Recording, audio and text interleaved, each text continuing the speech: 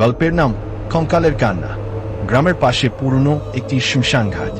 দিনের বেলা সেখানে কেউ যায় না, আর রাত হলে তো কথাই নেই। সেই শ্মশানঘাটেই ঘটে এক রহস্যময় ঘটনা। মধ্যরাত, চাঁদের আলোয় হালকা আলো ছড়াচ্ছে।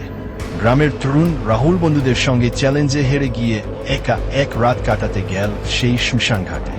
রাহুল সাহস করে একটা পূর্ণ বটগাছের নিচে বসে রইল।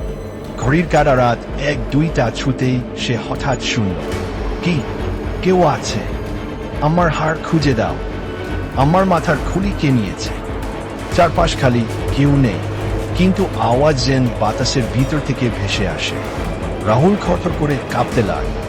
হঠাৎ সে দেখল একটা কঙ্কাল ধীরে ধীরে বটগাছের পাশ থেকে হেঁটে তার দিকে আসছে। চোখ নেই, কিন্তু জেনে তাকিয়ে আছে। কঙ্কাল বলল, আমার মাথার খুলি কোথায়? আমার শেষ আশ্রয় কে নিল?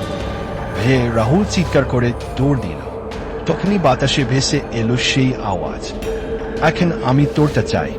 পরদিন সকালে গ্রামের লোকেরা শ্মশানঘাটে গিয়ে রাহুলের জুতো আর একটা খালি খুলির পাশে খালি জামা পরে থাকতে দেখে। রাহুল কেউ আর কোনোদিন খুঁজে পায়নি।